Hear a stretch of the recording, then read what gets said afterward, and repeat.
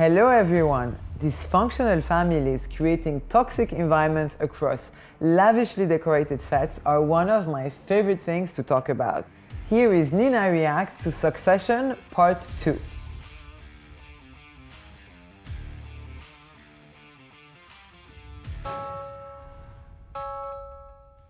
When did they approach you?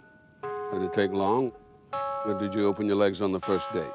You know, they took their time to persuade me to, Betray me.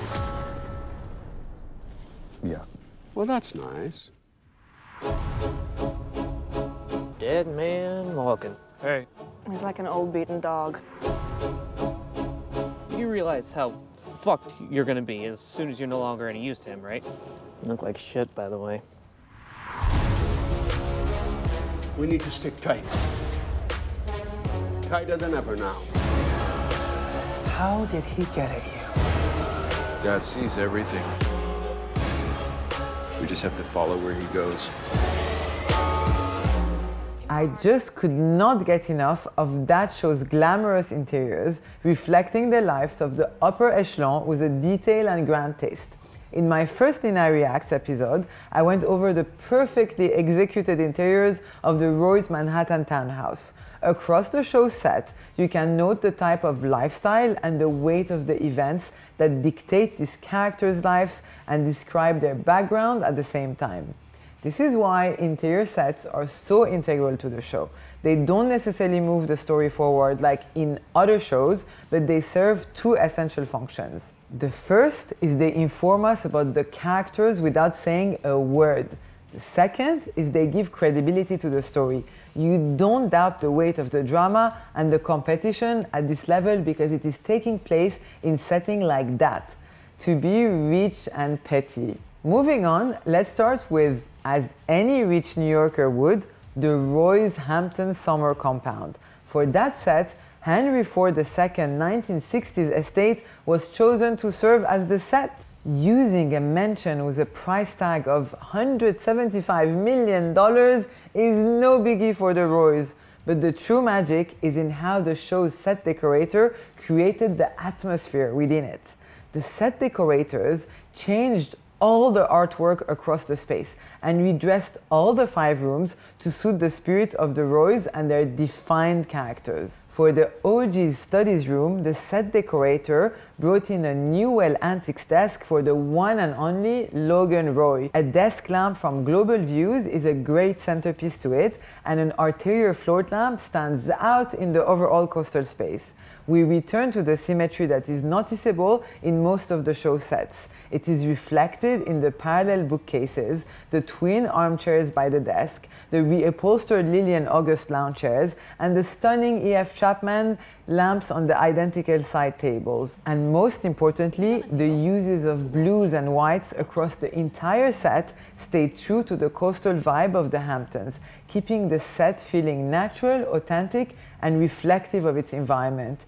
These shades of the ocean are seen in the study room rug, Logan's master bedroom walls, and the incredible formal dining room where drama is bound to happen, as it does when dysfunctionality dines together. For this example, it becomes clear why, and I keep stressing this, interior design is essential to the show and to shows in general.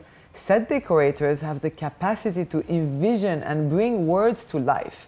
They are, to sound a little dramatic, creators of this imagined environment. In many ways, this is what we do as architects and interior designers, bring clients' vision to life. And you know, enjoying invoicing someone like Logan Roy. The design team actually built the Waystar offices in 1 month only. They faced many restrictions as they built this set in an empty floor at the World Trade Center too. Because where else, right? Considering that most of the drama happens because of this company and the consolidations, business plans, and Machiavellian plotting that surround it, the set had to be reflective of the characters that inhabit them and stir up the chaos within its walls. The show's decorators went for a mix of modern and traditional design.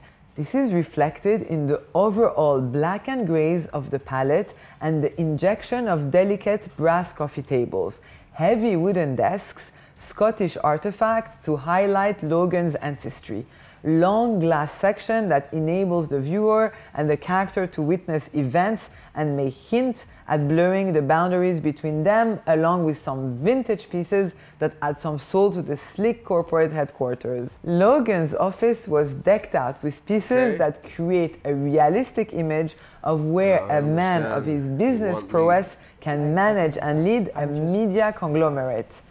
Grey modern sofas from Room and Board contrasted with the vintage rosewood credenza by Lillian August. Guest chairs from Century Furniture added a modern look to the space with their sleek, round metal support. All of it was tied off perfectly with bullpen furniture from Jensen Lewis to make sure that the set is a realistic workplace environment. In this way, they maintain the idea that the Roys are a little old school, but also in touch with the lavish modernity of corporate workplaces nowadays.